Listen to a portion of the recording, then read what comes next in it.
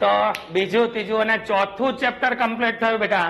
હવે આપણે ચર્ચા કરીશું ચેપ્ટર 1 ની, જે ચેપ્ટર 1 નું નામ છે ઘન અવસ્થા. કઈ અવસ્થાની ચર્ચા કરવાની છે? ઘન અવસ્થા. તો સૌથી પહેલામાં પહેલા ઘન અવસ્થામાં ચર્ચા કરીશું આપણે કોની? તો તમારી પાસે સ્ફટિકમય પદાર્થ હોય, બીજા નંબરમાં અસ્ફટિકમય પદાર્થ હોય. હવે સ્ફટિકમય અને અસ્ફટિકમયમાં ડિફરન્સ શું છે? તો સૌથી પહેલામાં પહેલા સ્ફટિકમય બોલો ને, એટલે એમાં અણુ પરમાણુની ગોઠવણી સંપૂર્ણ વ્યવસ્થિત હોય. બરાબર છે? તમે જે અણુ પરમાણુની ગોઠવણી કરશો એ અણુ પરમાણુ કે આયનની ગોઠવણી કેવી હશે બેટા? સંપૂર્ણ વ્યવસ્થિત. પેલી બાજુ લખવાનું અસ્ત વ્યસ્ત હોય, એટલે કેવી ગોઠવણી હશે? અસ્ત વ્યસ્ત હોય. બીજા નંબરની અંદર આને તમે સાચા ઘન પદાર્થો કહી શકો. જ્યારે પેલી બાજુ તમે લખી શકો કે આભાસી ઘન પદાર્થ છે અથવા અતિ શીત પ્રવાહી છે. એટલે કયા પ્રકારનો પ્રવાહી છે? અતિ શીત પ્રવાહી. ત્રીજા નંબરની અંદર સ્ફટિકમય ઘન પદાર્થનો આકાર ચોક્કસ હોય, જેના અણુ પરમાણુની ગોઠવણી સંપૂર્ણ વ્યવસ્થિત હોય ને બેટા, એનો આકાર ચોક્કસ હોય, જ્યારે આનો આકાર ચોક્કસ હોતો નથી. હવે તમે બોલ્યા છો કે બધું વ્યવસ્થિત છે, તો એનો મતલબ એની ગલન એન્થાલ્પી પણ કેવી હશે? ચોક્કસ. જ્યારે પેલી બાજુ શું લખશો કે ગલન એન્થાલ્પી ચોક્કસ હોતી નથી. બધું વ્યવસ્થિત હોય તો બધું જ વ્યવસ્થિત હોય, અને બધું વ્યવસ્થિત ના હોય તો બધું વ્યવસ્થિત ના હોય.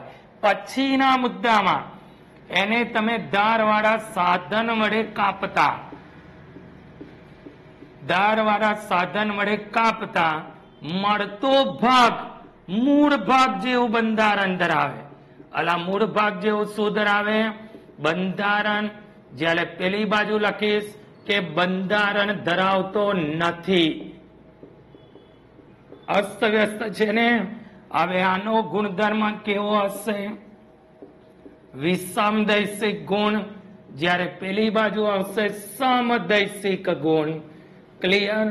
પછીનો મુદ્દો છેલ્લા નંબરમાં સ્ફટિકમયનું ઉદાહરણ આવશે બરફ. જ્યારે અસ્ફટિકમયનું ઉદાહરણ કયું આવશે? તો કાચ આવે અને રબર આવે. હવે તમે વિચાર કરો કે આને એમસીક્યુમાં કઈ રીતે પૂછાય ને બેટા? તમને એવું પૂછે નીચેનામાંથી સ્ફટિકમયને કઈ બાબત લાગુ પડે છે કાં તો લાગુ પડતી નથી. એટલે મારે આને પણ કચ્ચકડા જેવો તૈયાર કરવો પડે. હવે બીજા નંબરની અંદર તમને કોષ્ટક આપેલો છે.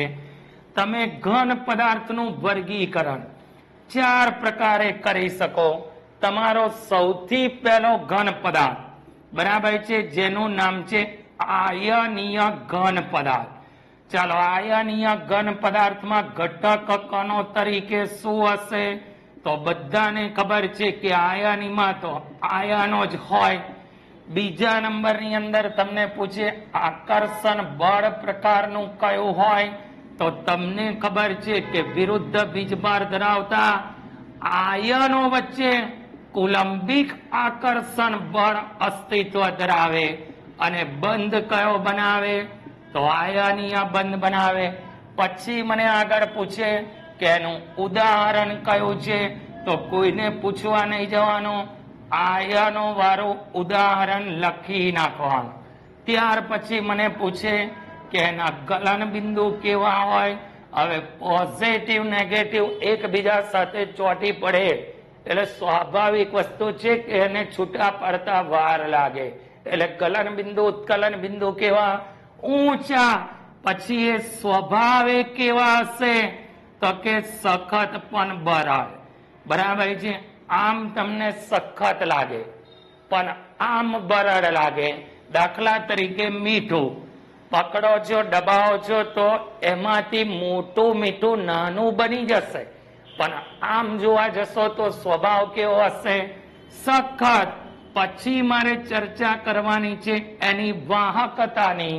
તો વાહકતાની ચર્ચામાં શું કરીશું? વાહકતામાં હું અહીં લખીશ કે ઘન સ્થિતિમાં આવે છે ને? ઘન સ્થિતિમાં અવાહક પણ જલીય દ્રાવણ હશે સુવાહક. ક્લિયર? તો આની અંદર કઈ એવું ખાસ નથી, મારે મોડે કરી નાખવાનું છે એનું ગલન બિંદુ. પર્ટિક્યુલર હું કહીશ કે કોની અંદર કઈ માહિતીને તમારે ધ્યાનમાં લેવાની છે. બીજા નંબરનો ઘન પદાર્થ જેનું નામ છે ધાત્વિક ઘન પદાર્થ. તો ધાત્વિક ઘન પદાર્થમાં ઘટક તનો તરીકે શું હશે? તો પરમાણુ હશે. બરાબર છે. વિસ્થાનીકૃત ઇલેક્ટ્રોન હશે, જેના લીધે એ ગુણધર્મ ધરાવે છે. આકર્ષણ બળ તો તમને બધાને ખબર છે કે ધાતુમાં ધાત્વિક બંધ બને. ઉદાહરણ તો સિમ્પલ છે, કોઈ પણ 2 4 5 6 ધાતુ લખી નાખવાની. એના ગલન બિંદુઓ કોની કમ્પેરિઝનમાં ઊંચા હશે? આયનીયની કમ્પેરિઝનમાં પ્રમાણમાં ઊંચા હશે. એ સ્વભાવે કેવા હશે? તો સખત હશે. ઉષ્મા અને વિદ્યુતના, એ તો તમને ખબર જ છે કે ઉષ્મા અને વિદ્યુતના કેવા હશે બેટા? સુવાહક. પછી ત્રીજા નંબરમાં ચર્ચા કરવાની છે જેનું નામ છે સહસંયોજક ઘન પદાર્થ, જેને તમે બીજી રીતે શું નામે ઓળખી શકો છો? જાળીદાર ઘન પદાર્થ. બરાબર છે. હવે જાળીદાર ઘન પદાર્થ તો સ્વાભાવિક વસ્તુ છે કે પરમાણુઓ જ મંડી પડતા હશે. એમાં કયા પ્રકારનું આકર્ષણ બળ હશે? તો સહસંયોજક બંધ હશે. ઉદાહરણમાં કોણ આવશે? તો આવશે ક્વાર્ટઝ, જેને તમે કહો છો સિલિકોન ડાયોક્સાઇડ, બીજું છે હીરો, ત્રીજું છે ગ્રેફાઇટ, અને હજુ હું એ કઈ લખું છું ક્વાર્ટઝ, પછી લખું છું કાર્બોરેન્ડમ, જે બ્લેક કલરનો પથ્થરો કે જેનાથી તમે ધાર કાઢો છો. બરાબર છે. હમણાં બનાવું છું, બાર એક જણો ઘસે જ છે, એટલે એને કહેવાય કાર્બોરેન્ડમ. શું કહેવાય? કાર્બોરેન્ડમ. પછી આ બધાના ગલન બિંદુ, ઉત્કલન બિંદુ કેવા? તો કે ઘણા ઊંચા. કેમ ઘણા ઊંચા? કારણ કે એમની વચ્ચે સહસંયોજક બંધ છે. પહેલા 3 પદાર્થો સખત હશે, જ્યારે તમને ખબર છે ગ્રેફાઇટ નરમ હોય. બરાબર? તૂટી જાય છે ને પેન્સિલ બેટા? હવે પહેલા 3 પદાર્થ ઉષ્મા અને વિદ્યુતના અવાહક, જ્યારે ગ્રેફાઇટ કેવો હશે? સુવાહક. તો આટલું ક્લિયર. હવે મારે આગળ ચર્ચા કોની કરવાની છે? તો પહેલા નંબરનો જે પદાર્થ છે જેને તમે કહો છો આણ્વીય ઘન પદાર્થ. કયો ઘન પદાર્થ છે બેટા? આણ્વીય ઘન પદાર્થ. ચાલો, આણ્વીય ઘન પદાર્થમાં કઈ રીતે ચર્ચા કરીશું આપણે? તો આણ્વીય ઘન પદાર્થમાં 3 પ્રકારના પદાર્થો આવે. સૌથી પહેલો છે અધ્રુવીય, બીજો છે ધ્રુવીય, અને ત્રીજો છે હાઇડ્રોજન બંધિત પદાર્થ. હાઇડ્રોજન બંધિત પદાર્થ. હવે તમે અધ્રુવીયમાં લખો છો તો 11મા ધોરણમાં બન્યા હશે વિક્ષેપણ બળ અથવા લંડન બળ, જર્મન વૈજ્ઞાનિક હતો. પછી ધ્રુવીયમાં તો દ્વિધ્રુવીય આકર્ષણ બળ હોય. અને જ્યારે તમે પર્ટિક્યુલર બોલો છો હાઇડ્રોજન બંધ, તો એમાં તો હાઇડ્રોજન બંધ આવે. એટલે આને મારે આખું કરવાનું છે. હવે ઉદાહરણમાં અહીં આવશે તો કે argon, fluorine, chlorine, bromine, iodine, helium. બરાબર? દ્વિધ્રુવીયમાં HCl, એમોનિયા, SO2 બધાનું જલીય બને છે. અને અહીં તો તમારો બરફ જ આવશે. હવે આના ગલન બિંદુ, ઉત્કલન બિંદુ કેવા? તો કે ઘણા નીચા. પછી પેલો કે મારું નીચું, આ કે મારું નીચું, તો નીચું નીચું નીચું જાય. સ્વભાવની અંદર તો બધા એવું કહેશે કે ભાઈ મારું નરમ બરફ કે ટ્રાય તો કરો પકડવાનો, મારું સખત છે. કેવું છે લા? સખત છે. કઈ ગોખવાની જરૂર છે બેટા? પછી વાહકતા માં તો એકય વિદ્યુતનું વહન નહીં કરી શકે. એટલે તમામ પદાર્થો કેવા આવશે બેટા? અવાહક, અવાહક, અવાહક. તો આમાં હું ઉદાહરણ મોડે કરીશ, બળ મોડે કરીશ, અને સાથે સાથે ઉષ્મા અને વિદ્યુતનું વહન એ કરી શકે કે ન કરી શકે એની પણ મારે ચર્ચા કરવાની છે. હવે મારે નવી થિયરી, હજુ એક આમાં કોષ્ટક છે એ લાસ્ટમાં જોઈશું. કેમ? બધું એક હાથે ઘુસાડવા જઈશું તો બહાર નીકળી જશે. એટલે ચેપ્ટર પતે તો લાસ્ટમાં આપણે એની પણ ચર્ચા કરી લઈશું. ત્યાં સુધી આ બે કોષ્ટક યાદ કરી લેવાના. હવે મારે એક્સ્ટ્રા થિયરીમાં બનવું છે સાદો ઘન. તો સાદા ઘનનો મતલબ શું? તો કે ભાઈ ડબ્બામાં સમાન કદના અનેક ગોળાઓ લો, જે રીતે પ્રથમ સ્તરની ગોઠવણી કરો, અનેક સ્તરો એકબીજાના સંપર્કમાં રહે તો બનતા ઘનને કયો ઘન કહેવાય? સાદો ઘન. સાદા ઘનની ચર્ચા કરો ત્યારે ગોળા પર ગોળો, ગોળા પર ગોળો, ગોળા પર ગોળો, ગોળા પર ગોળો. બેટા ગોળો ગોળો રમવાનો છે. હવે હું એના પ્રથમ સ્તરને એ કહું તો એના પર બીજા ગોળાના સ્તર એના જેવા જ આવશે. એટલે મારી થપ્પીની ભાત કઈ બનશે? તો કે એ મને કોઈ પૂછે ગોળાનો સવર્ગાંક કેટલો થશે? તો સવર્ગાંક લખું છું 6. જ્યાં સવર્ગાંક એટલે શું?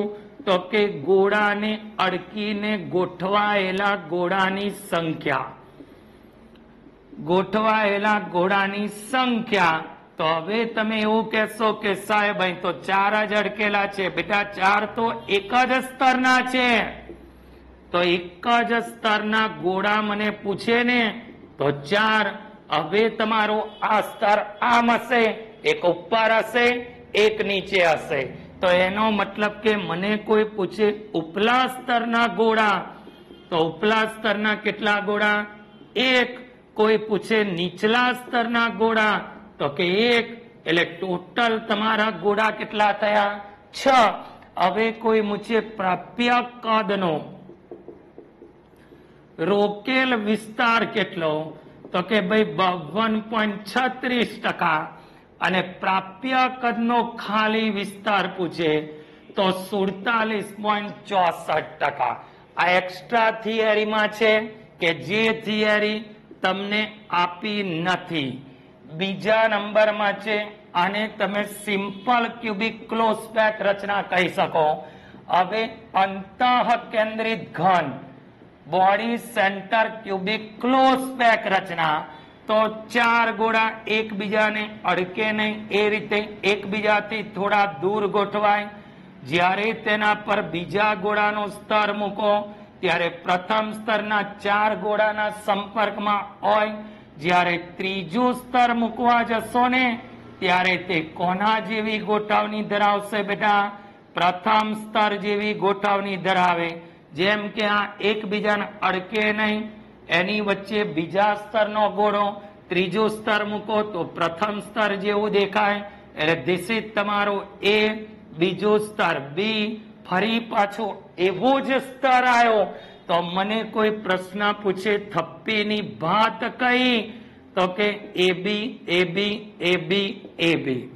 બીજા નંબરમાં મને કોઈ પ્રશ્ન પૂછે કે સવર્ગ આંક કેટલો? તો મેં લખ્યું છે 8. કોઈ મને કહેશે બેટા કઈ રીતે 8? તો આ ગોળાની બાજુમાં એક પણ ગોળો નથી એટલે 0. એના ઉપલા સ્તરના ગોળા મને કોઈ પૂછે તો 4. નીચલા સ્તરના ગોળા પૂછે તો 4. એટલે અહીં તમારે ટોટલ તમારો સવર્ગાંક થશે 8. મને કોઈ પ્રાપ્ય કદનો રોકેલ વિસ્તાર પૂછે તો રોકેલ વિસ્તાર અંતઃ તો કે 68%. અને ખાલી વિસ્તાર પૂછે તો 32%. એટલે ખાલી વિસ્તાર કેટલો થશે બેટા? 32%. તો આ પણ તમારી થિયરી આવશે એક્સ્ટ્રા થિયરીમાં. મને કોઈ પૂછે કે રચના કેવી, થપ્પીની ભાત કેવી, એનો સવર્ગાંક કેટલો, કેટલા ટકા વિસ્તારો, કે એક સ્તરના કેટલા, બાજુના કેટલા, ઉપરના કેટલા, નીચેના કેટલા, બરાબર. તો મને આના પરથી ઇઝીલી ખબર પડી જાય. હવે ત્રીજા નંબરનો છે ફલક કેન્દ્રિત ઘન, જેને કહેવાય FCC, face centre cubic close pack રચના. પ્રથમ સ્તરના 3 ગોળા એકબીજાને સ્પર્શે નહીં, એ રીતે એકબીજાથી થોડે આ રીતે ગોઠવાય. એની વચ્ચેના સ્તરમાં બીજા સ્તરનો ગોળો મૂકો, જેના સંપર્કમાં કેટલા ગોળા હશે, તો એના સંપર્કમાં હશે 6 ગોળા. જ્યારે એના પર ત્રીજા ગોળાના સ્તરની ગોઠવણી કરો ત્યારે તે પ્રથમ સ્તર જેવી ગોઠવણી ધરાવતો નથી. એટલે અહીં તમારા ત્રણેય સ્તર અલગ થયા. એટલે થપ્પીની વાત આવશે એબીસી, એબીસી, એબીસી. સવર્ગાંક પૂછે તો 12, એક સ્તરના પૂછે મને તો કેટલા આવશે બેટા? 6. નીચેના 3, ઉપરના 3. કેટલા ટકા વિસ્તાર રોકે? તો 74%. અને ખાલી વિસ્તાર પૂછે તો 26%. કેટલા ટકા ખાલી હશે બેટા? 26%. તો આ પણ તમારું ક્લિયર થઈ ગયું. તો મારે આ 3 થિયરી એટલે એક્સ્ટ્રામાં કરવાની, કે મને કોઈ પૂછે કે થપ્પીની ભાત, સવર્ગાંક, તો તમને આના પરથી એક્ઝેક્ટ આઈડિયા આવવો જોઈએ. હવે મારે ચર્ચા કોની કરવાની છે? તો એકમ કોષ દીઠ પરમાણુની સંખ્યા. એ તો તમને લગભગ આવડે જ છે, સિમ્પલ ક્વેશ્ચન છે. તો એકમ કોષ દીઠ પરમાણુની સંખ્યા. તો જ્યારે તમે સાદા ઘનની ચર્ચા કરો, સાદો ઘન, ચાલો તમને ખબર પડવી જોઈએ કે માત્ર ખૂણા પર ગોઠવાય. તો આ તમારી આકૃતિ કોની? સાદો ઘન. ચાલો, સાદા ઘનમાં 8 ખૂણા હોય, 1 અષ્ટમાંશ પરમાણુ પ્રતિ એકમ કોષ હોય. તો એનો મતલબ કે માત્ર ખૂણા પર કેટલા પરમાણુ હશે? 1. તો સાદા ઘનમાં પરમાણુની સંખ્યા આવશે 1. હવે બીજા નંબરમાં મને કોઈ પૂછે કે અંતઃ કેન્દ્રિત ઘન, જેને તમે કહો છો બીસીસી, અંતઃ કેન્દ્રિત ઘન. ચાલો, આ તમારું સિમ્પલ ક્યુબિક ક્લોઝ પેક રચના. અંતઃ કેન્દ્રિત, તો આકૃતિ તો આપણી એ જ રીતે આવશે બેટા. હમણાં જ આગળ આપણે દોરેલી છે કે અહીં તમારા 4 ગોળા અડકે નહીં, એ રીતે એકબીજાથી દૂર હોય, એની વચ્ચે એક ગોળો મૂકો. તો એનો મતલબ કે મારા કેલ્ક્યુલેશનમાં 8 ખૂણા ગુણ્યા 1 અષ્ટમાંશ પરમાણુ પ્રતિ એકમ કોષ તો આવશે જ. તો એનો મતલબ કે ખૂણા પર તો એક પરમાણુ હશે જ, પણ સાથે સાથે અંતઃ કેન્દ્રિત પરમાણુ, તો અંતઃ કેન્દ્રિત પરમાણુ પણ 1 છે. તો હવે જ્યારે મને કોઈ પૂછે કે અંતઃ કેન્દ્રિતમાં કુલ પરમાણુની સંખ્યા કેટલી, તો ખૂણા પર 1 હશે, અંતઃ કેન્દ્રિત હશે, એટલે કુલ પરમાણુની સંખ્યા કેટલી થશે બેટા? 2. તો સાદા ઘનમાં 1 આવશે, અંતઃમાં 2 આવશે. હવે ત્રીજા નંબરમાં મને કે ફલક કેન્દ્રિત વિશે ગણો. તો તમને ખબર પડવી જોઈએ ફલક કેન્દ્રિત. ત્રીજા નંબરમાં ફલક કેન્દ્રિત ઘન, બરાબર. આકૃતિ થોડી મોટી દોરીએ, એફસીસી. તો હવે આની આકૃતિ ધ્યાનથી જોજો.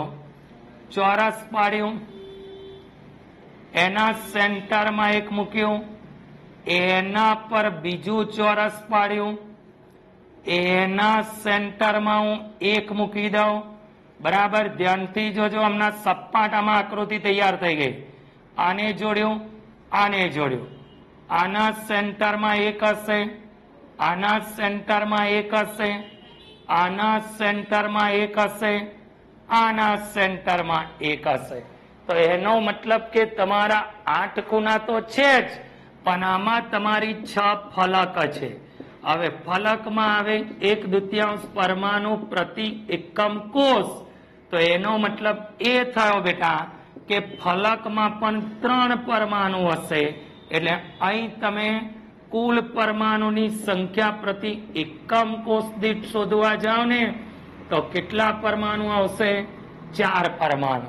તો સાદામાં 1, અંતમાં 2, ફલકમાં 4. હવે મારે ચર્ચા કરવાની છે કોના વિશે? તો પેકિંગ ક્ષમતા વિશે. ચાલો કઈ રીતે પેકિંગ ક્ષમતાની ચર્ચા કરીશું. તો સૌથી પહેલો છે સાદો ઘન, એની પેકિંગ ક્ષમતા.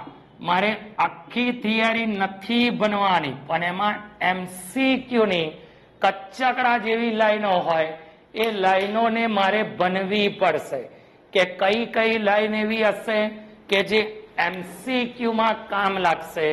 તો સાદા ઘનની રચનામાં તમને ખબર છે કે તમે આ રીતે હમણાં જ સાદા ઘનની આકૃતિ દોરી. તો આ બેટા તમારો સાદો ઘન થઈ ગયો. હવે તમારે સાદા ઘનમાં શું કરવાનું છે? બાજુવાળી સ્વિચ આવશે. તો સાદા ઘનમાં તમારે 2 ગોળાને ટચમાં લેવાના છે. અહીં એક ગોળો હશે, અહીં બીજો ગોળો હશે. ધારો કે હું આને બી કહું, કેન્દ્રથી અંતર એટલે ત્રિજ્યા. તો મારી પહેલી જ લીટી MCQ માં આવી. સાદા ઘનમાં ધારની લંબાઈ એ બરાબર 2r. મને કોઈ ત્રિજ્યા આપે તો હું ધારની લંબાઈ શોધી શકું, અને ધારની લંબાઈ આપે તો એના પરથી ત્રિજ્યા શોધી શકાય. હવે સાદા ઘનની રચનામાં 1 પરમાણુ. તો બીજા નંબરમાં હું અહીં લખીશ 1 ગોળા વડે રોકાયેલું કદ. કેમ? સાદા ઘનમાં 1 જ પરમાણુ હોય, તો ગોળા વડે રોકાયેલું કદ 4/3 πr³. હવે મને કોઈ પૂછે કે એકમ કોષનું કુલ કદ કેટલું હશે? તો કુલ કદ તમારું આવશે લંબાઈ ગુણ્યા પહોળાઈ ગુણ્યા ઊંચાઈ, એટલે 8r³. તો મને કોઈ પૂછે સાદા ઘનમાં એકમ કોષનું કુલ કદ કેટલું? તો 8r³. હવે મને કે તમે પેકિંગ ક્ષમતા વિશે લખો. તો તમારું 1 ગોળા વડે રોકાયેલું કદ 4/3 πr³ છેદમાં 8r³ ગુણ્યા 100. તો અહીં તમારું આવશે π/6 ગુણ્યા 100. કોઈ તમને એવું પણ ઓપ્શનમાં આપી શકે કે π/6, અને જો કોઈ π/6 ના આપે તો સાદું રૂપ આપે તો કેટલા ટકા વિસ્તાર રોકાય બેટા? 52.36%. કેટલા ટકા વિસ્તાર રોકાય? 52.36%. હવે મારે ચર્ચા કરવાની છે અંતઃકેન્દ્રિત ઘનની. ચાલો, સાદો ઘન એટલે તમને ખબર પડી ગઈ. હવે કોની ચર્ચા કરીશું બેટા? અંતઃકેન્દ્રિત ઘન, જેને તમે કહો છો BCC. ચાલો, બીજા નંબરમાં અંતઃકેન્દ્રિત ઘન, જેને તમે નામ આપશો BCC, બોડી સેન્ટર ક્યુબિક ક્લોઝબેક રચના. તો આની આકૃતિ તમે ધ્યાનથી જોશો ને તો તમારું લખાણ ઓન ધી સ્પોટ સાફ થઈ જશે કે હું શું સમજાવવા માંગુ છું. અંતઃકેન્દ્રિતનો મતલબ કે મારે અંદરના ગોળાને ગણતરીમાં લેવો પડે. અહીં હું લખું છું ABC. તો અહીં તમારું ત્રિજ્યા, ચાલો શું થશે?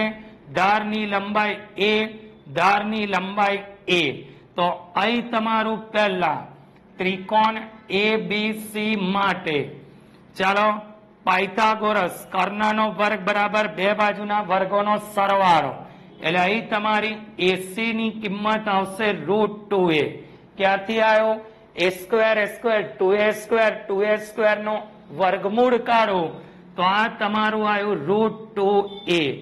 હવે હું અહીં આગળ લખું છું ત્રિકોણ ACD માટે ફરી પાયથાગોરસનો નિયમ લાગુ પાડો તો અહીં તમારું આવશે AD બરાબર √3a. કોઈ મને કહેશે બેટા ક્યાંથી √3 આવ્યો? તો √2a એટલે 2a² વત્તા a² બરાબર 3a².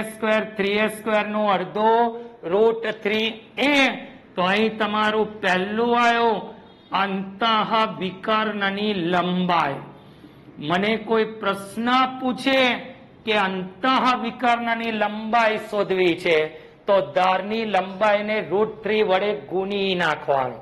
પણ તમને ખબર છે કે AD ની લંબાઈ તો 4r છે. ચાલો AD બરાબર 4r, તો હું લખીશ 4r બરાબર √3a. તો a બરાબર 4r બાય √3, જ્યાં a ને શું કહેવાય? ધારની લંબાઈ. તો આના પરથી બી તમને ત્રિજ્યા પરથી લંબાઈ મળે, લંબાઈ આપી હોય તો ત્રિજ્યા મળે.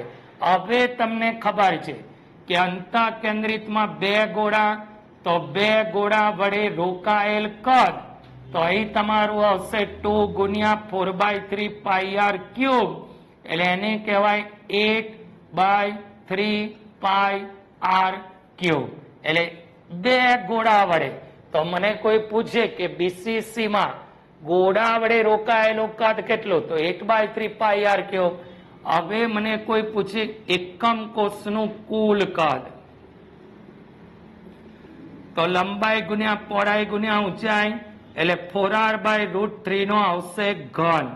હવે જ્યારે હું છેલ્લા પેકિંગ ક્ષમતાની ચર્ચા કરું તો પેકિંગ ક્ષમતામાં બે ગોળા વડે રોકાયેલું કદ, એટલે 2 × 4/3 πr³ છેદમાં 100, અને છેદમાં એકમ કોષનું કુલ કદ. તો જ્યારે તમે સાદું રૂપ આપવા જાઓ तो 8/3 πr³ गुणिया 3√3, इसका निकाला 12 मैंने, 4 चौक 16 चौक 64 r³ गुणिया 100, 3 निकली गया, 8 8 64 r³ निकली गयो. तो कोई तमने टकावारीमां न आपे तो तमने आंसरमां आवुं पण आपी शके, અને એવું ના આપે સાદું રૂપ આપો તો કેટલા ટકા થાય બેટા? 68%. લા ક્લિયર? લા સમજણ પડે છે? લા પરવેજ જોઈએ. ક્લિયર? હવે આપણે ચર્ચા કરવાની છે ફલક કેન્દ્રિત ઘન, જેને તમે કહેશો FCC, face centre cubic close pack રચના. તો FCC નો મતલબ શું? તો અહીં હું લખું છું ફલક કેન્દ્રિત ઘન. તો હવે મારે કયા ગોળાની ગણતરી મેં ધ્યાનમાં લેવી પડશે? ફલકના ગોળાને ધ્યાનમાં લેવાનું છે. આખી થિયરી મારે નથી કરવાની. ફરી એકવાર યાદ રાખજો, ખાલી MCQ ની લીટી કરવાની છે. તો પહેલા નંબરમાં તમારું ત્રિકોણ ABC. તો અહીં આગળ હું પહેલો MCQ શું લખી શકું? ચાલો તમને ખબર પડવી જોઈએ કે ત્રિકોણ ABC માટે તમારી AC ની લંબાઈ આવશે √2a. કોઈ મને કહેશે ક્યાંથી √2a? a², 2a² નું વર્ગમૂળ એટલે √2a. કેન્દ્રથી અંતર એટલે ત્રિજ્યા ત્રિજ્યા ત્રિજ્યા ત્રિજ્યા. તો AC બરાબર 4r, તો 4r બરાબર √2a. તો a બરાબર, तो पहली MCQ ની લીટી, ફલક કેન્દ્રિત ઘનમાં જો લંબાઈ આપે તો ત્રિજ્યા શોધાય, ત્રિજ્યા આપે તો લંબાઈ શોધાય. હવે તમને ફલક કેન્દ્રિતમાં કેટલાક એકમ કોષ દીઠ પરમાણુ 4, તો હું લખું છું 4 ગોળા વડે રોકાયેલ કદ. ચાલો 4 ગોળા એટલે 4 × 4/3 πr³ એટલે 16/3 πr³. MCQ માં કામ લાગે. હવે મને કોઈ પૂછે એકમ કોષનું કુલ કદ, તો કુલ કદ માટેનું સૂત્ર છે લંબાઈ પહોળાઈ ઊંચાઈ. તો 2√2r નો ઘન, 2 2 4 2 8 2 16, 16√2r³. હવે કોઈ મને પૂછે પેકિંગ ક્ષમતા કેટલી? કન્ડિશન કઈ? તો 4 ગોળા વડે રોકાયેલું કદ, એટલે એનો મતલબ કે ઉપર તમારું આવશે 16/3 પાઈ આર ક્યુબ, 16/3 પાઈ આર ક્યુબ છેદમાં 16√2 આર ક્યુબ ગયો. હવે ધારો કે મને કોઈ ટકાવારી ના પૂછે તો અહીં હું લખી શકું π/3√2. જ્યારે સાદું રૂપ આપશો ત્યારે કેટલા ટકા વિસ્તાર રોકાશે બેટા? 74%. કેટલા ટકા રોકાશે? 74%. ક્લિયર બેટા? હવે મારે આગળ ભણવાનું છે જેનું નામ છે ભાઈ છિદ્ર. તો છિદ્ર આમ તો બધા બહુ પ્રકારના હોય, પણ આપણે આ ચેપ્ટરમાં પર્ટિક્યુલર 2 છિદ્રની ચર્ચા કરવાની છે. એકનું નામ છે સમચતુષ્ફલકીય છિદ્ર અને બીજાનું નામ છે અષ્ટફલકીય છિદ્ર. સમચતુષ્ફલકીય છિદ્ર તો કે 3 ગોળા એકબીજાના સંપર્કમાં રહેતા, વચ્ચે ઉદ્ભવતી ખાલી જગ્યામાં ચોથો ગોળો મૂકતા, એમની વચ્ચે જે છિદ્ર ઉદ્ભવે, બરાબર છે, એ છિદ્રને કયું છિદ્ર કહેવાય? સમચતુષ્ફલકીય, જેને તમે કહો છો ટેટ્રાહાઇડ્રલ. હવે તમારા સમચતુષ્ફલકીય છિદ્રની સંખ્યા કેટલી આવશે? 2n. કઈથી આવી એ હું તમને બતાવું છું હમણાં. હવે અષ્ટફલકીય છિદ્ર, તો અહીં તમને છિદ્ર ગોળાથી નહીં દેખાય, એટલે આપણે ઊંધું કામ કર્યું. પહેલા છિદ્ર પાડ્યું, હવે છિદ્ર પરથી ગોળા દોડીએ. તો 4 ગોળા એકબીજાના સંપર્કમાં રહેતા, વચ્ચે ઉદ્ભવતી ખાલી જગ્યામાં એક ઉપરથી એક નીચેથી મૂકો તો બનતા છિદ્રને કહેવાય અષ્ટફલકીય છિદ્ર, જેને કહેવાય ઓક્ટાહાઇડ્રલ. જે છિદ્રની સંખ્યા હશે n જેટલી. તો ક્યાંથી n અને 2n આવ્યો બેટા?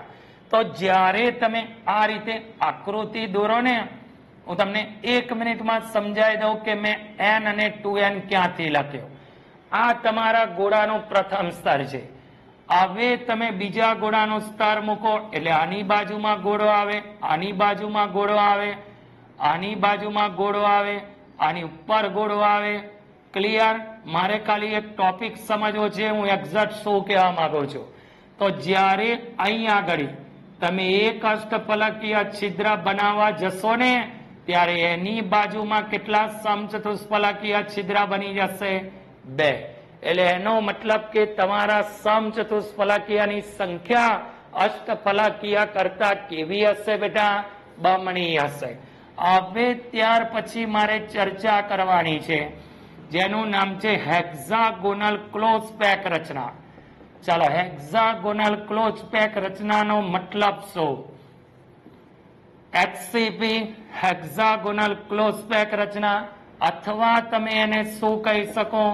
સમચતુષ્ફલકીય છિદ્રને ઢાંકતી રચના. તમારું સમચતુષ્ફલકીય છિદ્ર ઢંકાઈ જવું જોઈએ. તો જ્યારે તમે પહેલા સ્તર પર બીજો સ્તર મૂકો ને, ત્યારે 2 પ્રકારના છિદ્ર ઉદ્ભવે: સમચતુષ્ફલકીય છિદ્ર, અષ્ટફલકીય છિદ્ર. જ્યારે તમે અહીં હું લખું છું પ્રથમ સ્તર A, એનું બીજું સ્તર આવશે B, તો 2 પ્રકારના છિદ્ર બન્યા: સમચતુષ્ફલકીય છિદ્ર અને બીજું આવશે અષ્ટફલકીય છિદ્ર. જ્યારે ત્રીજું સ્તર મૂકો, એ પ્રથમ સ્તર જેવી રચના ધરાવે. કોના જેવી રચના ધરાવે? પ્રથમ સ્તર જેવી રચના ધરાવે. અને તમારું સમચતુષ્ફલકીય છિદ્ર ઢંકાઈ જાય ત્યારે બનતી રચનાને શું કહેવાય? હેક્સાગોનલ ક્લોઝ પેક રચના. અહીં તમારી થપ્પીની ભાત આવશે A B A B. એટલે થપ્પીની ભાત કઈ આવશે બેટા? AB AB. કઈ રીતે AB AB આવી ખબર પડી? લખ્યું છે પ્રથમ A, બીજું B, ત્રીજું મૂકો પ્રથમ જેવી ગોઠવણી, તો AB AB. અને એનું ઉદાહરણ મને કોઈ પૂછે તો ઉદાહરણ છે ઝીંક અને કોપર. ઝીંકોનું શું થાય? તો કે બિચારીનું સમચતુષ્ફલકીય છિદ્ર ઢંકાઈ જશે. એટલે શું થશે બેટા? ઢંકાઈ જશે. ક્લિયર? ત્યાર પછી બીજા નંબરમાં છે ક્યુબિક ક્લોઝ પેક રચના, જેને તમે ફલક કેન્દ્રિત પણ કહી શકો. તો અહીં હું લખું છું ફલક કેન્દ્રિત અથવા ક્યુબિક ક્લોઝ પેક રચના.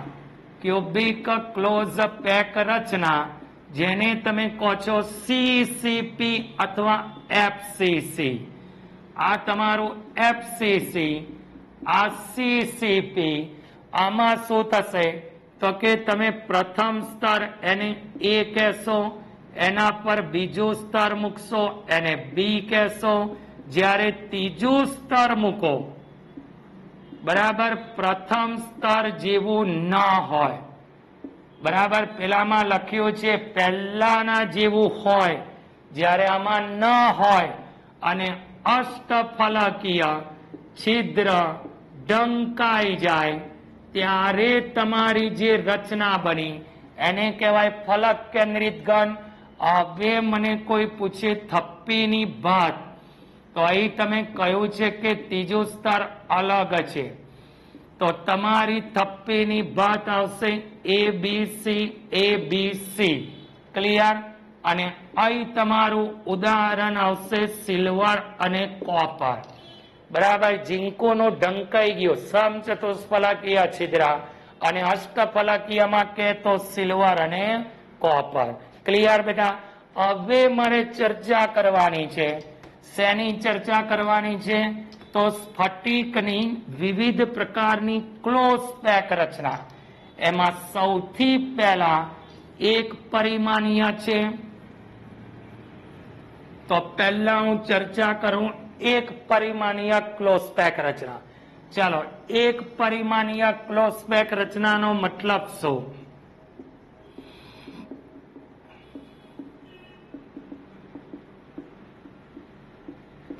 ચાલો, એક પરિમાણનો મતલબ ગોળાના ગોઠવણીનું એક જ સ્તર હોય. એક સ્તર એટલે એક પરિમાણીય રચના, બાજુમાં બે ગોળા. એટલે મને કોઈ પૂછે કે એક પરિમાણીયમાં ગોળાનો સવર્ગાંક કેટલો, તો કે 2. બાજુમાં 2 અડક્યા ને બેટા. હવે મારે ચર્ચા કરવાની છે દ્વિપરિમાણીય. ચાલો, દ્વિપરિમાણીય ક્લોઝ પેક રચના. તો દ્વિપરિમાણમાં સૌથી પહેલો ડિસ્કશન છે ચોરસ ક્લોઝ પેક રચના. ચાલો, ચોરસ ક્લોઝ પેક રચનાનો મતલબ શું? ગોળાઓના પ્રથમ સ્તરની જે પ્રકારે ગોઠવણી થાય એવા ગોળાઓના અનેક સ્તરો એકબીજાના સંપર્કમાં રહે તો બનતી રચનાને ચોરસ ક્લોઝ પેક રચના. હવે મને કોઈ પૂછે કે ચોરસ ક્લોઝ પેક રચનામાં તમારી થપ્પીની ભાત કયા પ્રકારની થશે, તો થપ્પીની ભાત આવશે એ એ એ એ એ અને ગોળાનો સવર્ગાંક આવશે 4. કઈ રીતે 4 બેટા? તમને દેખાય છે કે અહીં 4 ગોળા એકબીજાને અડક્યા છે. હવે મારી પાસે બીજા નંબરનો પ્રશ્ન છે જેને કહેવાય હેક્સાગોનલ ક્લોઝ પેક રચના, અથવા તો સીધું જ લખો ષટકોણીય. તો ષટકોણીય ક્લોઝ પેક રચનાનો એક્ઝેક્ટ મતલબ શું? તો કે પ્રથમ સ્તરના ગોળાની ગોઠવણી થતા જ્યારે તેના પર બીજા ગોળાનું સ્તર મૂકો ત્યારે પ્રથમ સ્તરના ગોળાની વચ્ચે ઉદ્ભવતી ખાલી જગ્યામાં બીજા ગોળાનું સ્તર ગોઠવાય. જ્યારે તેના પર ત્રીજા ગોળાનું સ્તર મૂકો ત્યારે તે પ્રથમ સ્તર જેવી ગોઠવણી ધરાવે તો બનતી રચનાને કઈ કહેવાય? ષટકોણીય ક્લોઝ પેક રચના. અહીં આગળ કોઈ મને પૂછે થપ્પીની ભાત કઈ, તો કે એ બી અને ગોળાનો સવર્ગાંક મને પૂછે તો 6. ષટકોણીય બોલે એટલે બેટા ગોળાની બાજુમાં 6 ગોળા ગોળો ગોળો કરે જ, જેને કહેવાય ષટકોણીય ક્લોઝ પેક રચના. ક્લિયર? હવે મારે કોના વિશે ચર્ચા કરવાની છે? તો હવે તમારે ચર્ચા કરવાની છે પર્ટિક્યુલર ખામી વિશે. તો કયા કયા પ્રકારની ખામીઓ હોઈ શકે? તો સૌથી પહેલા ખામી છે બિંદુક સતી. તો બિંદુક સતી બિંદુની આસપાસ ઉદ્ભવે. એટલે કોની આસપાસ ઉદ્ભવે? બિંદુની આસપાસ. બીજા નંબરમાં છે રેખાક સતી. તો જ્યારે તમે રેખા બનાવો, એટલે હું અહીં લખું છું કે બિંદુની હરોળમાં ગોઠવણી થતા, બરાબર છે, તેમની વચ્ચે જે ખાલી જગ્યા રહી જાય એને કઈક સતી કહેવાય? રેખાક સતી. ત્રીજા નંબરમાં છે અવકાશમાં સતી. દાખલા તરીકે તમે ગોળાની ગોઠવણી કરતા હોય, હવે ગોઠવણી કરતા કરતા સમજો કે અવકાશમાં કોઈ જગ્યાએ ગોળો ગોઠવ્યો નહીં, એ ભાગ ખાલી રહી ગયો, તો આ સતીને કઈક સતી કહેવાય? અવકાશમાં સતી. હવે મારે ચોથા નંબરમાં ચર્ચા કરવી છે અંતરાલિયક સતી. તો અંતરાલિયક સતીનો મતલબ શું? તો જ્યારે તમે ગોળાની ગોઠવણી કરો ત્યારે એમની વચ્ચે જે ખાલી જગ્યા હોય, શુદ્ધ ગુજરાતીમાં તમે એને કહો છો બેટા બખોલ, બરાબર છે. બહુ કોઈ ગામડામાં રહેતું હોય તો એને કોણું કહેવાય, બીજું કઈ જ ના કહેવાય. તો એની વચ્ચે જે ગોઠવણી થઈ, આ જે ખાલી જગ્યા પડી એને અંતરાલય કહેવાય. જો તમારો ગોળો અંતરાલયમાં જતો રહે તો એને કઈક સતી કહેવાય બેટા? અંતરાલિયક સતી. હવે મારે આગળ ચર્ચા કરવાની છે, જેમાં સૌથી પહેલી છે શોર્ટકી ખામી અને બીજી છે ફ્રેન્કલ ખામી. તો શોર્ટકી ખામી કઈ રીતે આવશે અને ફ્રેન્કલ ખામી કઈ રીતે આવશે? તો શોર્ટકી ખામી મારે આખી થિયરી નથી બનવાની, તો અહીં આગળ હું લખીશ ધન અને ઋણ. આના કદ હશે સમાન. જ્યારે પેલી બાજુ લખીશ ઋણનું કદ ધન કરતા મોટો હોય. ક્લિયર? હવે તમારી આકૃતિમાં ધ્યાનથી જોજો. બધાને ખબર છે કે ઋણ આયનનું મોટું મોટું હોય કદ, અને ધન આયનનું કમ્પેરિઝનમાં કેવું હોય બેટા? નાનું. એ મારે તમને શીખવાડવાની જરૂર નથી, તમને પર્ટિક્યુલર ખબર જ છે કે ધનનું નાનું હોય અને ઋણનું મોટું હોય. કદ શું મોટું હોય બેટા? કદ. તો અહીં તમારે લખવાનું છે એવું કે કદ સમાન છે, પણ દોરતી વખતે તો તમારે ઋણ આયનનું કદ મોટું દોરવું પડે. એનું પર્ટિક્યુલર રીઝન શું બેટા? ઋણ આયન ઇલેક્ટ્રોન મેળવે છે. તમે 11મા ધોરણમાં સાંભળેલું છે કે જ્યારે ઇલેક્ટ્રોન મેળવે ને ત્યારે તેના કદમાં વધારો થાય. શું થાય બેટા? વધારો. અહીં આગળ બીજું વાક્ય ધન અને ઋણ આયનો, બરાબર છે, 1:1 પ્રમાણમાં ગેરહાજર. કોઈ મને આકૃતિ દોરીને બી એવું કે આમાં કયા પ્રકારની ખામી જોવા મળે તો ટેન્શન લેવાનું નહીં. જો એક ધન જતો રહે તો એને લાગતો વળગતો કનેક્ટેડ ઋણ પણ જતો રહે. ઘણી વખતે તમે સ્કૂલમાં જોયું હશે બેટા કે જો એક ધન આયન ગેરહાજર હોય તો એને કનેક્ટેડ ઋણ આયન હશે તો એ પણ ગેરહાજર હશે. બરાબર? તો સમજી જવાનું કે તમારા ક્લાસમાં કયા પ્રકારની ખામી ઉદ્ભવી? શોર્ટકી ખામી. જ્યારે આમાં શું થશે? મોટા કદના ઋણ આયનની ગોઠવણી થતા તેમની વચ્ચે જે અંતરાલીય છિદ્ર હશે ને, એમાં નાના કદનો ધન આયન ચલિત થઈને દાખલ થાય તો એના સ્થાને જે ખાલી જગ્યા પડી એને કઈ ખામી કહેવાય? ફ્રેન્કલ ખામી. હવે શોર્ટકી ખામીની કન્ડિશન છે સવર્ગાંક ઊંચો. ઊંચો એટલે કેટલો ઊંચો? તો કે 6 કે 8. પેલી બાજુ તમારો સવર્ગાંક ઓછો હશે. ચાલો, ઓછો એટલે કેટલો બેટા? તો કે 2 કે 4. પછી તમારી પર્ટિક્યુલર કન્ડિશન શું આવશે? તો આની અંદર તમારું ઉદાહરણ આવશે NaCl, CHCl, KCl આ બધાનો સવર્ગાંક ઊંચો છે, જ્યારે પેલી બાજુ ઉદાહરણમાં ZnS, AgCl, AgBr, AgI બધા Ag અહીંથી બહાર નીકળી ગયા એટલે લખીશ કે તેની ઘનતા ઘટે છે. અહીં અંદરનું અંદર રહ્યું એટલે ઘનતામાં ફેરફાર થતો નથી. આની અંદર હું લખું છું કે NaCl ના પ્રતિ ઘન સેન્ટીમીટરમાં 10:6 શોટકી ખામી ધરાવતા યુગ્મો હોય. કારણ કે જોડીમાં નીકળ્યા, કોઈ પૂછે કે કાના કેટલા તો 10⁶, પછી કોઈ પૂછે કે એમાં કુલ આયનો કેટલા તો 10⁻²². બરાબર છે.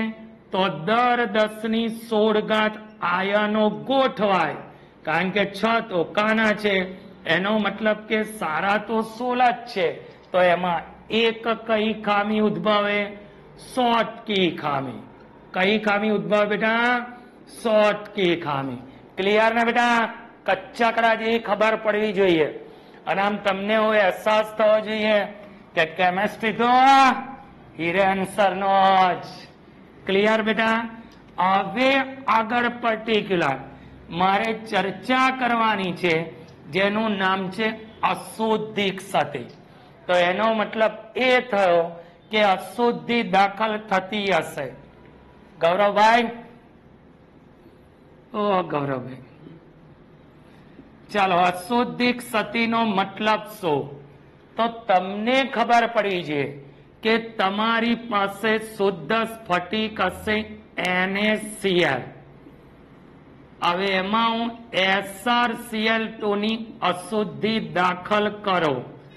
ચાલો હવે તમે કહો મને કે તમારી પાસે NaCl છે. હમણાં જ કહ્યું બેટા ઋણ આયનનું મોટું હોય. બરાબર? એટલે એ તમારે ભૂલવાનું નહીં કે ઋણ આયનનું ધન આયનની કમ્પેરિઝનમાં કેવું હોય બેટા? કદ મોટું હોય. કદ બોલવાનું હા કે? હવે આગળ અહીં તમારો Cl, અહીં તમારો Na+, અહીં તમારું Cl-. હવે તમારા NaCl માં તો Na+, SrCl2 માં હશે Sr2+. ક્લિયર? હવે જ્યારે તમે કોઈ એક વારમાં 2 વારો ઘુસાડવા જાવ ને તો થાય શું ખબર? આ દાખલ થતા એક સ્થાને તો એને જોડાય, પણ સાથે સાથે તમારું બીજું સ્થાન ખાલી રાખશે. કેમ? કારણ કે SR ના માથા પર 2+ છે, એટલે અંદર એને જવું હોય તો મારે અંદરથી 2 એને બહાર મોકલવા પડે. 2 માંથી એક સ્થાન પર એ ગોઠવાય તો બીજું સ્થાન તો ખાલી જ રહેવાનું. એટલે સ્ફટિકમાં શું ઉદ્ભવી? ક્ષતિ. એનું જ બીજું ઉદાહરણ છે કે AgCl માં CdCl2 દાખલ થતા. એટલે એક વારામાં 2 વારો ઘૂસે એટલે સમજી જવાનું ક્ષતિ થાય. પછી ત્યાર પછી ચર્ચા કરવાની છે ધાતુ વધારો ક્ષતિ. તમે કહો છો બેટા ધાતુ વધારો, તો વધારીએ ને. NaCl ના સ્ફટિકને Na ની બાષ્પ ધરાવતા વાતાવરણમાં ગરમ કરતા. અલા બાષ્પ ધરાવતા વાતાવરણમાં ગરમ કરતા. ચાલો કરો ગરમ. હમણાં જ શીખ્યા બેટા કે ઋણનો મોટો મોટો હોય અને ધનનો નાનો નાનો હોય. ક્લિયર? ચાલો હવે જોજો. લે અહીં તમારો Cl, Na+, Cl-. હવે તમારા Na ને ગરમ કર્યો એટલે એમાંથી ઉદ્ભવ્યું શું બેટા? Na+ અને ઇલેક્ટ્રોન. ગરમ કરો એટલે મૂળમાં આવે, મૂળમાં આવે એટલે ઇલેક્ટ્રોન દૂર કરે. હવે તમારો જે સપાટી પર Na+ હતો એ આ Cl- ને પોતાની તરફ આકર્ષે. હવે Cl બહાર નીકળી ગયો તો તો એના સ્થાને અંદર કોણ દાખલ થઈ ગયો? ઇલેક્ટ્રોન. આ ઇલેક્ટ્રોન ધરાવતા કેન્દ્રોને જર્મન ભાષામાં, બરાબર છે, શું કહેવાય? તો જર્મન ભાષામાં કહેવાય ફારબેનજેન્ટર. એટલે શું કહેવાય? ફારબેનજેન્ટર. એને ગુજરાતીમાં કહેવાય કલર કેન્દ્ર અથવા રંગ કેન્દ્રો કહેવાય. હવે તમે વિચારો કે NaCl માં Cl ની જગ્યાએ ઇલેક્ટ્રોન ઘૂસી ગયો એટલે 100% ધાતુ વધી એટલે શું થયો? ક્ષતિ ઉદ્ભવી. હવે તમારો NaCl નો સ્ફટિક દેખાશે આછા પીળા રંગનો. પહેલા ધોરું હતું, પછી થઈ ગયો પીળો. એવી જ રીતે KCl ને K ની હાજરીમાં ગરમ કરતા બનશે જાંબલી રંગ, અને LiCl ને Li ની હાજરીમાં ગરમ કરતા કેવા રંગનો દેખાશે? ગુલાબી. એટલે જ્યારે તમે ધાતુમાં વધારો કરો ને ત્યારે પણ બેટા શું ઉદ્ભવશે? ક્ષતિ. હવે પછી ચર્ચા કરવાની છે એક ક્ષતિનું નામ શું છે? તો એનું નામ છે ધન આયન વધારો ક્ષતિ. એનો મતલબ કે બેટા તમારી સ્ફટિક રચનામાં ધન આયનમાં વધારો થતો હશે. શેની અંદર વધારો થતો હશે? ધન આયન.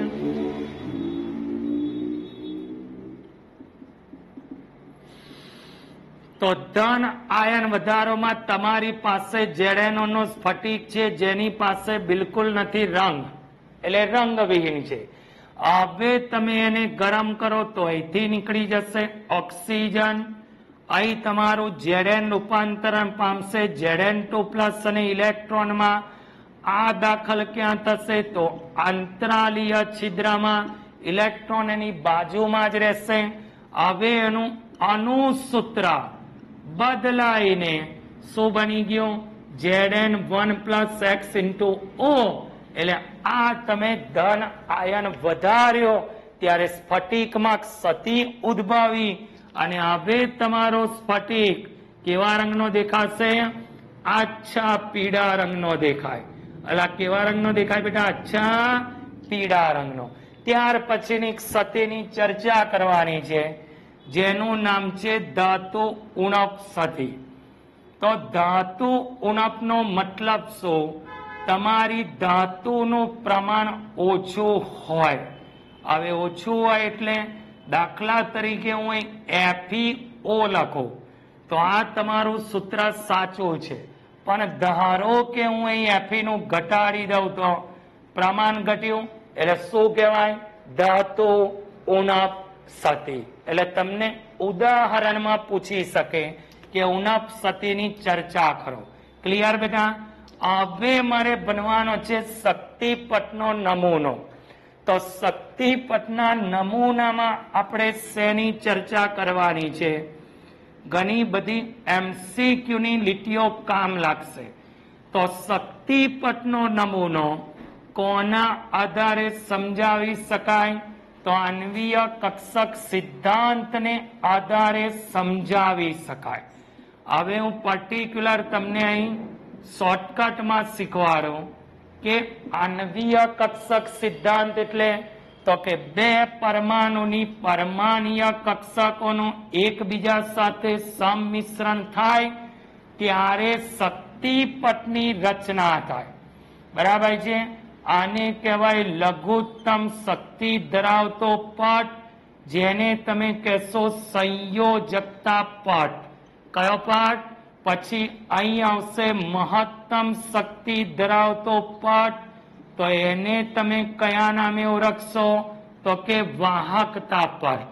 અને બંને વચ્ચે જે ગેપ પડીને એ ગેપને કહેવાય શક્તિ ગેપ, એને કહેવાય એનર્જી ગેપ.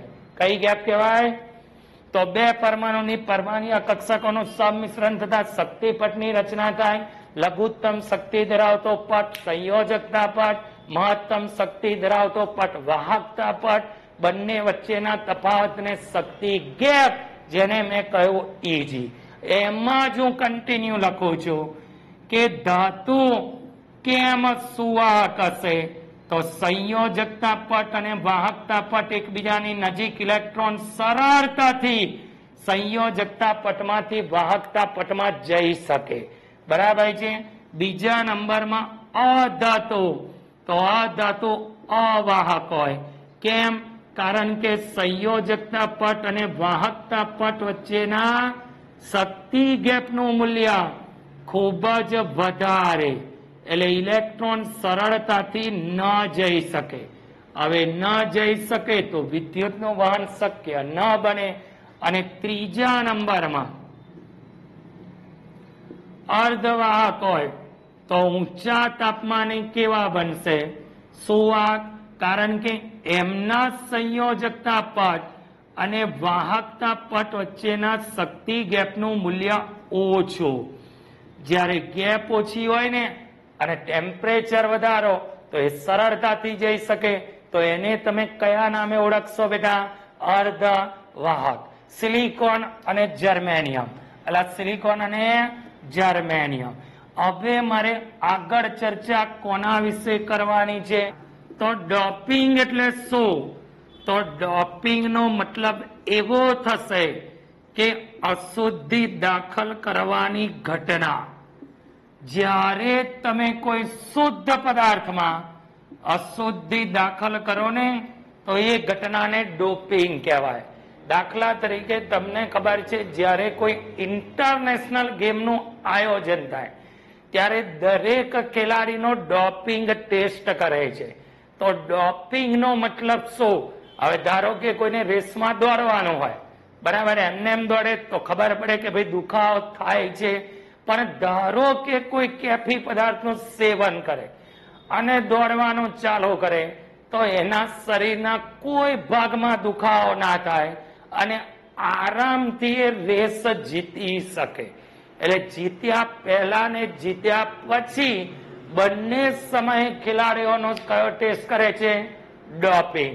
હવે મારી પાસે સિલિકોન અને જર્મેનિયમ જેવા અર્ધવાહકો છે. તમને ખબર છે કે એ સમૂહ 14 માં આવે. એની બાહ્યતમ કક્ષામાં 4 ઇલેક્ટ્રોન છે. હવે જો તમે એની અંદર સમૂહ 13 જેવા કે બોરોન, એલ્યુમિનિયમ, ગેલિયમ ની અશુદ્ધિ દાખલ કરો તો એની બાહ્યતમ કક્ષામાં ઇલેક્ટ્રોન 3, હું અહીં લખું છું કે અપૂરતા ઇલેક્ટ્રોન, માટે તે પોઝિટિવ પ્રકારનો અર્ધવાહક બનાવે. એટલે કયા પ્રકારનો અર્ધવાહક બનાવે? પોઝિટિવ. અને ધારો કે તમે એમાં સમૂહ 15, તો સમૂહ 15 માં આવશે ફોસ્ફરસ, આર્સેનિક. એની અશુદ્ધિ દાખલ કરો તો તમને ખબર છે કે સમૂહ 15 બોલો એટલે સમૂહ 15 ની બાહ્યતમ કક્ષામાં ઇલેક્ટ્રોન 5 હશે. વધુ ઇલેક્ટ્રોન છે એનો મતલબ એ કયા પ્રકારનો અર્ધવાહક બનાવે? નેગેટિવ અર્ધવાહક. જ્યારે પોઝિટિવ અને નેગેટિવ એકબીજા સાથે જોડાય ત્યારે તે રેક્ટિફાયરની રચના કરે. પીએનપી અને એનપીએન પ્રકારના ડાયોડ બનાવે. હવે હું એમાં ચર્ચા કરું છું કેટલાક સંક્રાંતિ ધાતુ તત્વોના ઓક્સાઇડ. ધાતુના ઓક્સાઇડ એમાં કેટલાક સુવાહક તરીકે વર્તે, કેટલાક અવાહક તરીકે વર્તે, કેટલાક અર્ધવાહક તરીકે વર્તે. તો સુવાહકમાં કોણ આવશે? પહેલી એક આંગળી ઊંચી થઈ એટલે TiO. અવાહકમાં 2 આંગળી એટલે TiO2, VO2, VO3.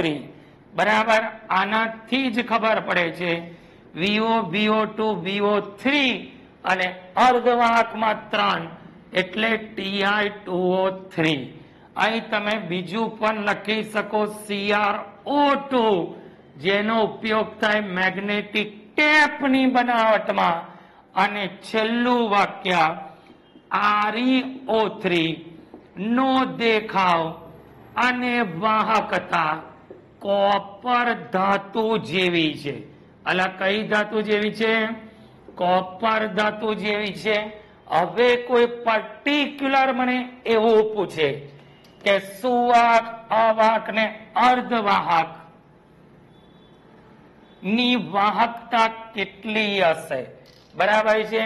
તો તમને ખબર હોવી જોઈએ બેટા કે જ્યારે તમે સુવાહક બોલો ને, સુવાહક, તો સુવાહક નો મતલબ શું થયો?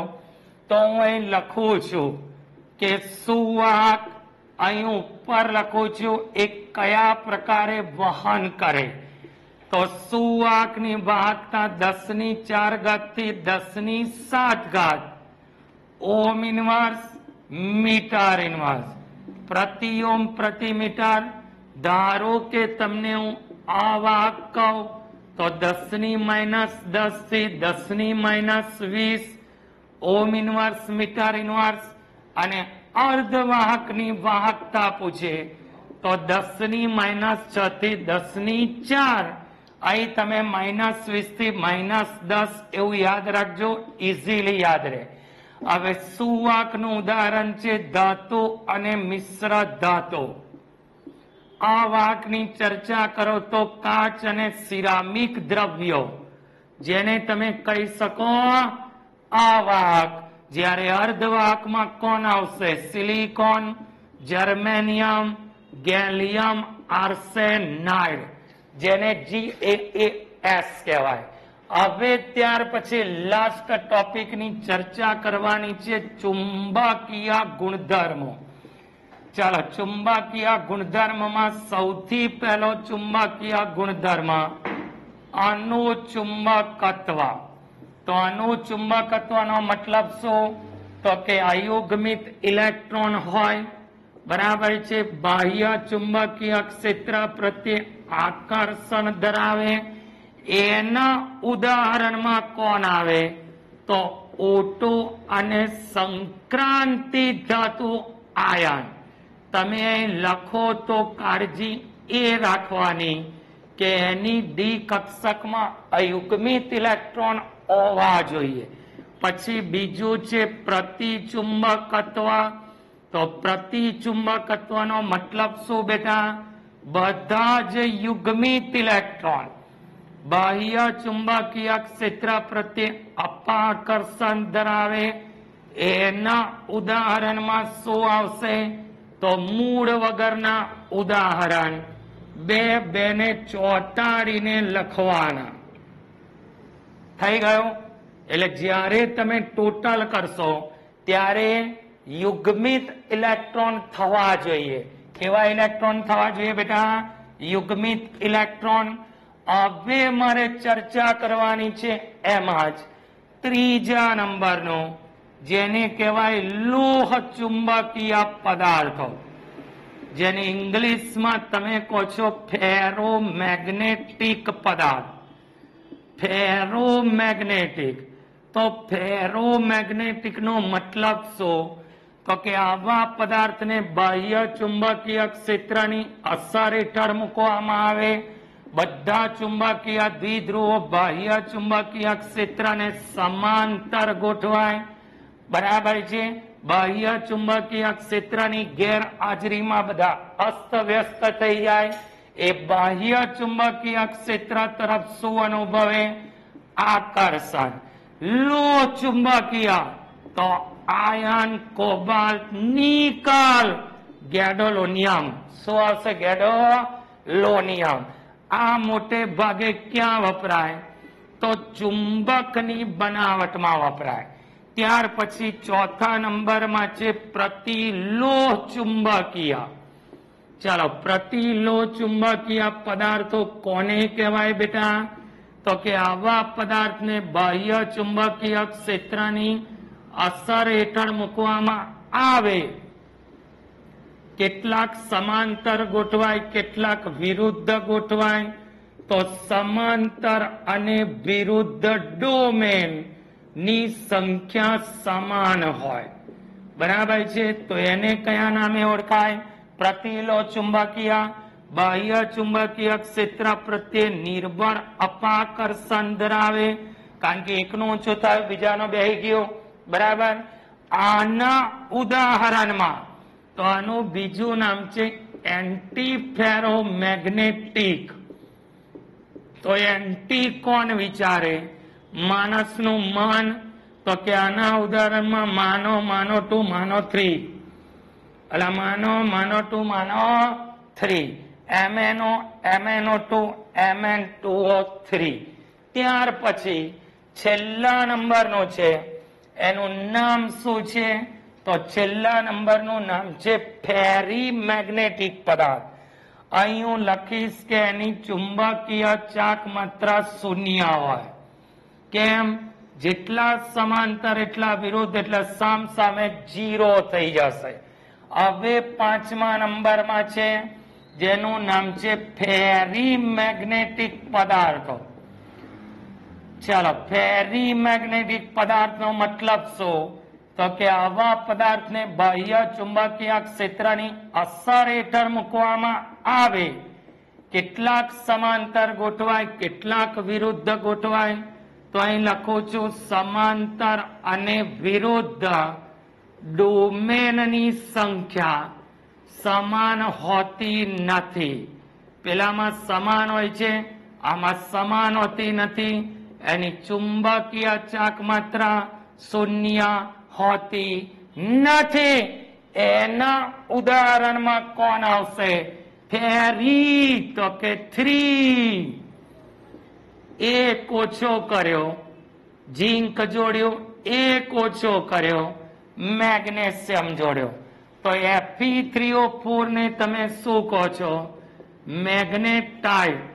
આને કહેવાય ઝીંક ફેરાઇટ, આને કહેવાય મેગ્નેશિયમ ફેરાઇટ.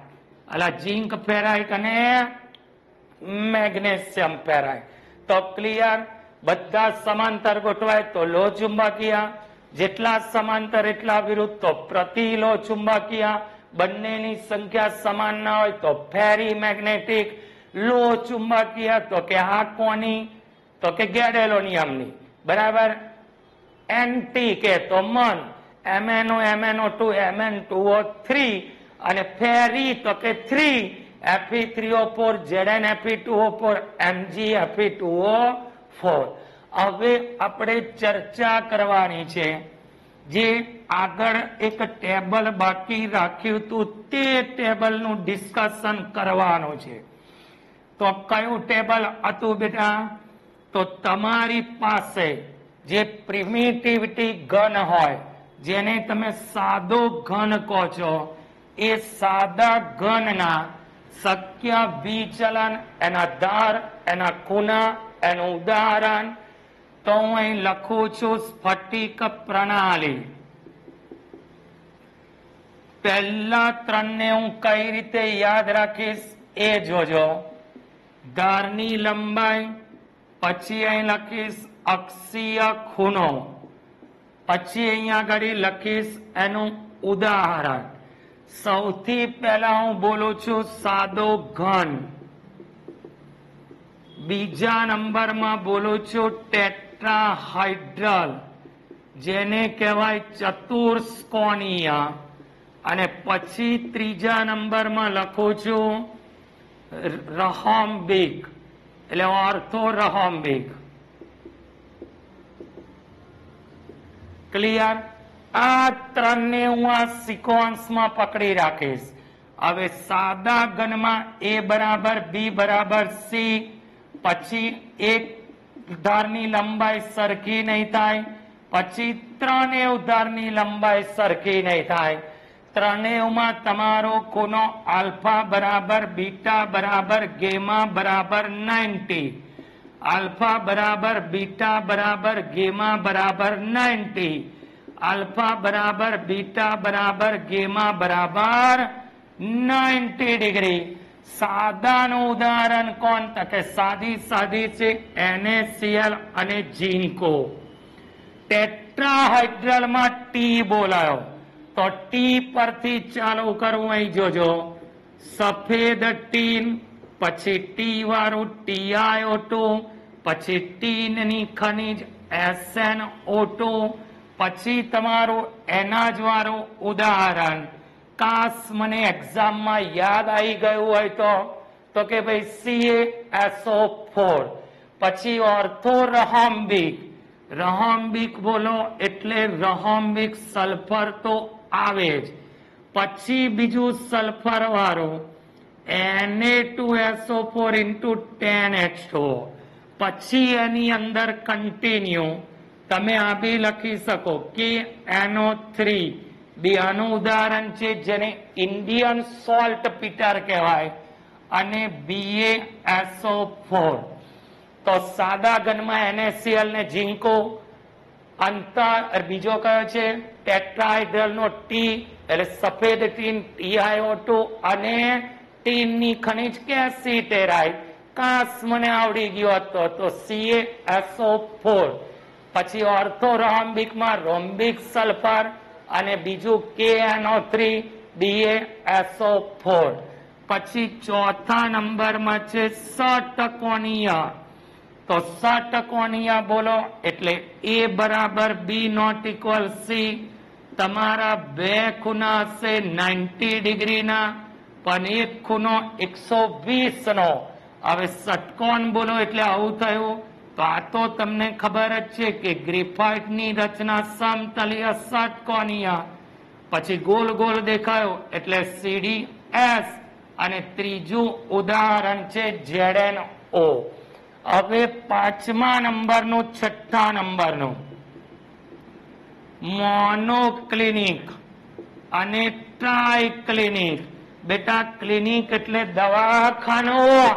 જ્યારે તમે દવાખાનામાં જાઓ ત્યારે ડોક્ટર તમારી એકય બાજુ હરખી ના રહેવા દે. જો છે એકદમ લોલીપોપ જેવું. પહેલી વાર દવાખાનામાં જશો એટલે તમારો એક ખૂણો 90 ડિગ્રીનો નહીં રહેવા દે, પણ જ્યારે તમે 3 વાર દવાખાનામાં જશો ને તો ડોક્ટર તમારા એક પણ ખૂણાને 90 ડિગ્રીનો નહીં રહેવા દે. કેમ? આમ ફરો આમ ફરો આમ ફરો, ફેરવી ફેરવીને બધું જ ચેક કરી લેશે. ક્લિયર? મોનોક્લિનિક એટલે એમાં તમારું મોનોક્લિનિક સલ્ફર તો આવશે જ. રોમ્બિકમાં રોમ્બિક સલ્ફર, મોનોક્લિનિકમાં મોનોક્લિનિક, Na2SO4. આમાં બધા ખતરનાક સંયોજન જો K2Cr2O7 H3BO3 copper sulphate into 5H2O. બરાબર?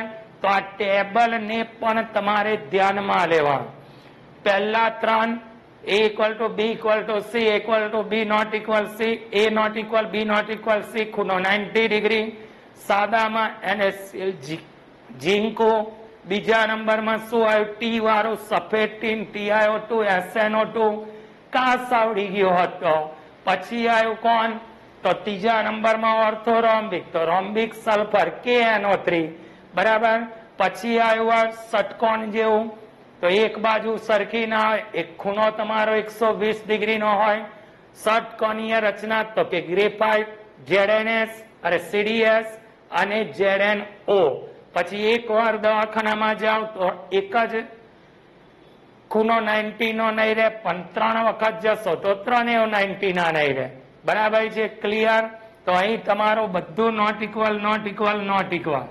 પછી તમારા ઉદાહરણમાં મોનોક્લિનિકમાં મોનોક્લિનિક સલ્ફર, બીજું સલ્ફર વાળો, અને ટ્રાયક્લિનિક બધા 3 વાળા. જો K2Cr2O7 1 2 3, H3BO3 1 2 3, કોપર સલ્ફેટ 1 2 3. તો ક્લિયર બેટા? આ તમારું કયું ચેપ્ટર ક્લિયર થઈ ગયું? ઘન અવસ્થા. કયું લા? તો 1 2 3 4 રેડી ને બેટા?